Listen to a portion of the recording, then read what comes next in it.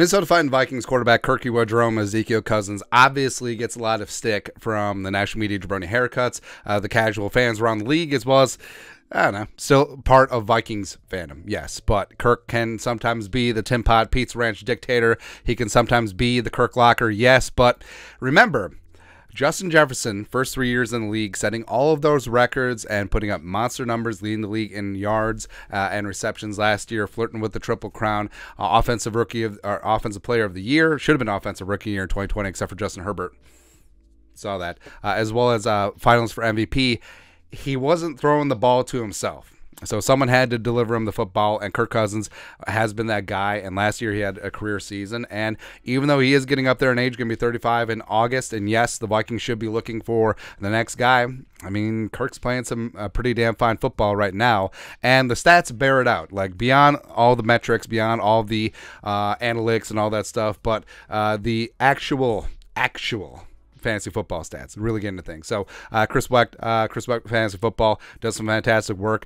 He tweeted this out: catchable targets per game ranked by team, regardless of the quarterback, via fantasy point status. So this would apply to Kirk Cousins, since Nick Mullins got a little bit of run in the week 18 game against the Bears, so it's whatever. If you were Bears or Falcons receiver, you had half the chance of getting a catchable target, regardless of your target share, than a Bucs receiver. So getting into these numbers.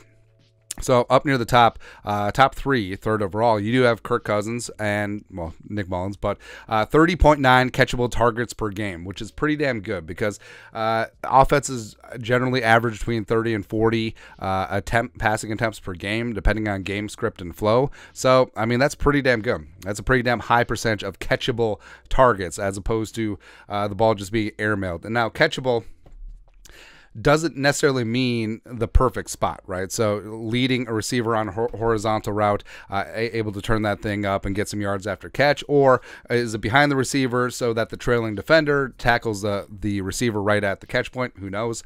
But Tampa Bay, I mean, Tom Brady still has it.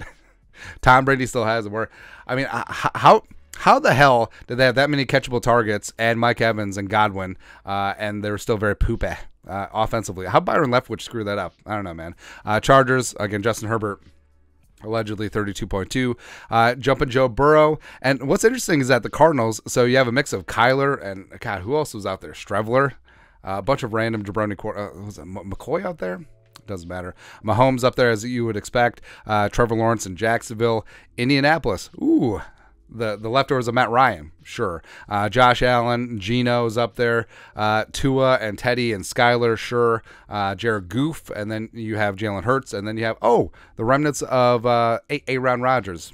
Derek Carr with the Raiders, as well as, I don't know, Zach Wilson, Mike White, Joe Flacco with the Jets, sure. Now at the bottom, so Chicago, Justin Fields, all this talk about, hey, all Fields needs is perfect protection, a competent play caller, and really good receivers. It still wasn't there last year. And yeah, I mean, Justin Fields had one of the better running seasons for a quarterback in NFL history, but I mean, this is what matters. So I understand that the Bears and the Falcons didn't throw a ton, but this still is an extremely low percentage. Per game, so say the average like 20-25 attempts per game. This is still extremely low.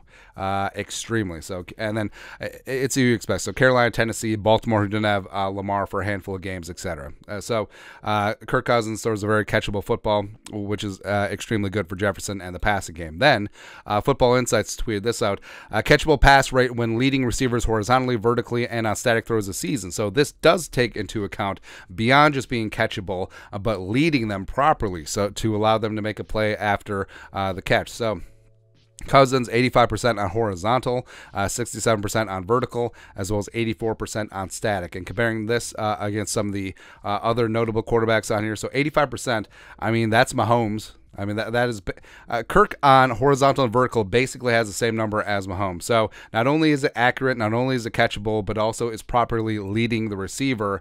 That's pretty noteworthy. Of course, Tom Brady doing the damn thing again. Herbert is up there. Jumping Joe Burrow. Jared Goff holding his own pretty well. Looking pretty good on horizontal, Trevor Lawrence. What's going on, man? Josh Allen.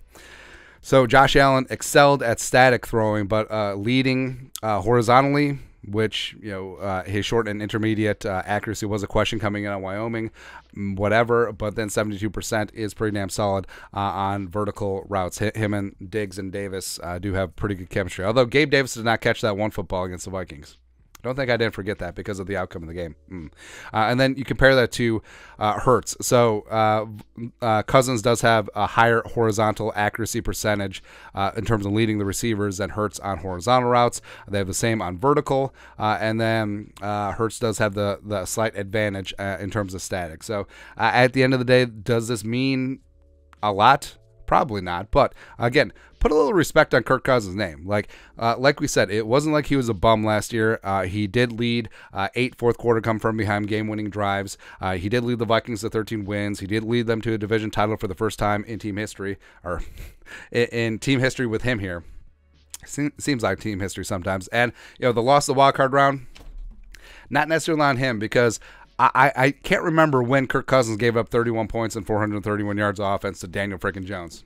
That's weird, right? But Cousins does still have a little something left in the tank. But the question is, how much is it going to be? Because Matt Ryan was really good until he wasn't, right? So, and Father Time is undefeated, but not this year. Not this year, man.